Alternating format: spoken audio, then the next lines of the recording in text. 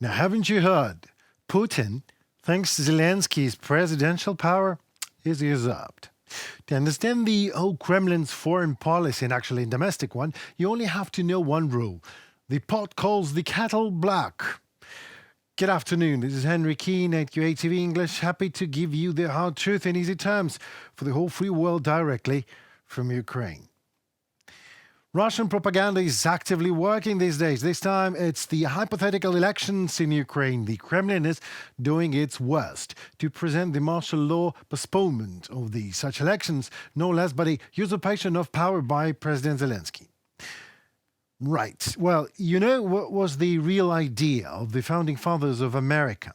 I mean that Republicans and Democrats' eternal fight between each other. Democracy, you think? No way. Democracy is a consequence of an absence of dictatorship. The power has to change. No one should stay in power for too long. That was the idea. And Ukraine shares it. And that is why we are a country of sustainable democracy, having gone through many election cycles when the government is regularly updated. Oh yes, we have all sorts of problems, but we are no way a dictatorship. On the contrary, our President Zelensky does not have a chance. The delay of elections is due solely to martial law and is a direct requirement of Ukrainian legislation. Ми повинні визначитись. We must realize that now is the time of defense, the time of the battle that determines the fate of the state and people, not the time of manipulation, which only Russia expects from Ukraine. I believe that now is not the right time for elections, and if we need to put an end to a political dispute and continue to work in unity, there are structures in the state that are capable of putting an end to it and giving society all the necessary answers, so that there is no room left for conflicts or someone else's games against Ukraine. You know, just look into this footage and think about how the process of elections supposed to happen when this is happening every day in our city. And while you're watching this, I'll give you some more reason for thoughts on the theme.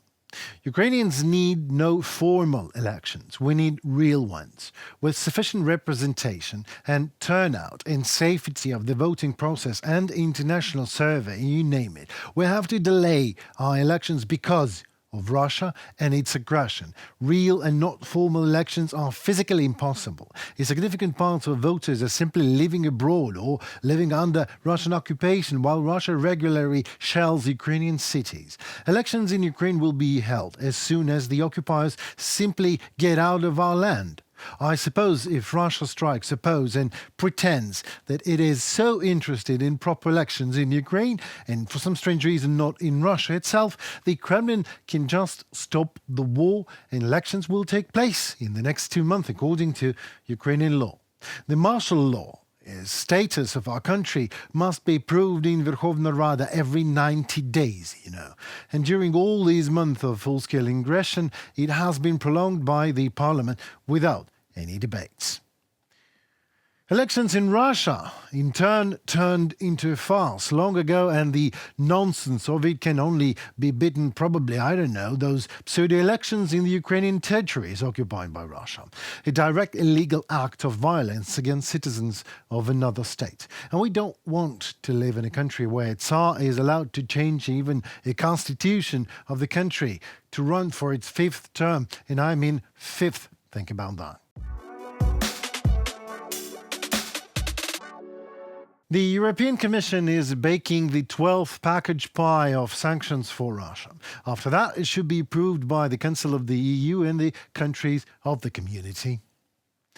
The EU sanctions against the aggressor state have not yet reached their maximum. Russia continues to use a number of loopholes to build up the potential of waging the war against Ukraine. Of course, Ukraine welcomes the sanctions against Russian individuals, just as well to be included in the new package, the cap of oil prices and the ban on imports of Russian diamonds. The EU should also prohibit any new agreements with Rosatom. It is necessary to stop purchasing Russian uranium, liquefied gas and steel, block IT services for Russian companies, and stop finally exporting laser tag for those who use all that to kill Ukrainians and spread instability and global terror. It is very important that the 12th package provides for new measures to prevent the circumvention of previously imposed sanctions because shadow trading of Russia through intermediaries just continues. This 12th package will include more listings, new import and export bans, actions to tighten the oil price cap in order to decrease the revenue that Russia is getting from selling its oil, not to us but to others, fighting against circumvention and the ban of diamonds. Joseph Borrell, High Representative for Foreign Affairs and Security Policy. So we expect the obvious, the adoption of another package of sanctions in the nearest future, and hopefully more to come. It is finally going to happen. On November 15th, Chinese President Xi Jinping is on a visit to the United States to meet and negotiate with President Joe Biden and participate in the annual summit of the Asia-Pacific Economic Cooperation. Historical visits, no doubt about that. Xi Jinping arrived in the US for the first time in 6 years.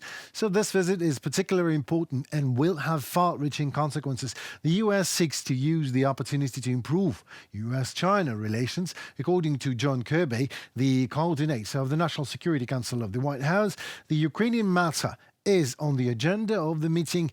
Joe Biden will clearly emphasize the US intention to support Ukraine in the future.